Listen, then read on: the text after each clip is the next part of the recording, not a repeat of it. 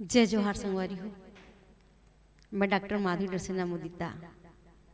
हमर छत्तीसगढ़ के पहली तिहार हरेली तिहार के आप मन ला गाड़ा गाड़ा बधाई।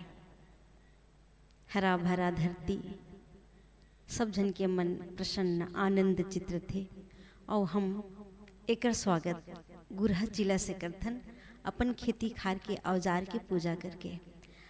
आओ मेहा अपन एक ठोक छंद विधान के अंतर्गत चरचरी छंद कथे होला या हरिप्रिया छंद कथे। वही छंद में मैं हरेली तिहार पर एक ठोक गीत लिखी हूँ, बोला आप सब जन के सामने प्रस्तुत करत हूँ। मजा ही सुनो, अच्छा लगी।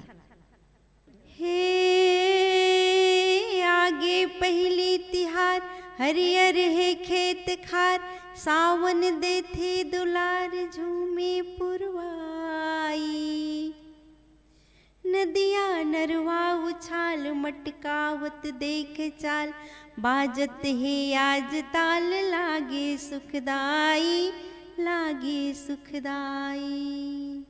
हे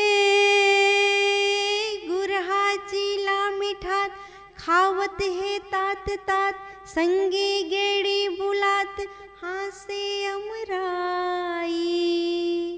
गईती नागर सुकाज हूम धूप लगत आज, गांव गली भरे राज करथे अगुवाई करथे अगुवाई।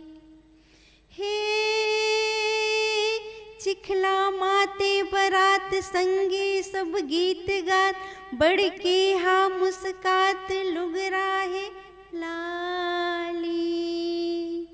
रेंगत है आन तान देखत मूला मितान, बाढ़त है मोर सान झूलत है बाली झूलत है बाली।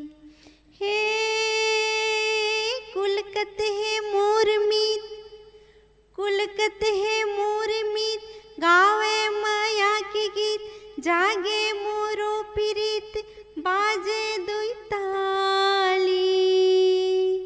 गजबज है घर दुआर बरसत महकत फुहार, भींजत है मोर प्यार आहे हरियाली आहे हरियाली। हे आगे पहली तिहार हरियर है खेत खार, सावन देथे दुलार झूमे पुरवाई।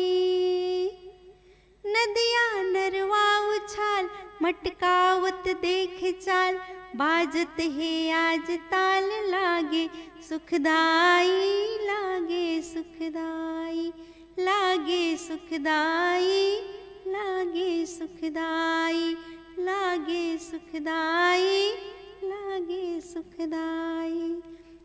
जय जोहार संगवारी हो। नमस्कार, साधुवाद।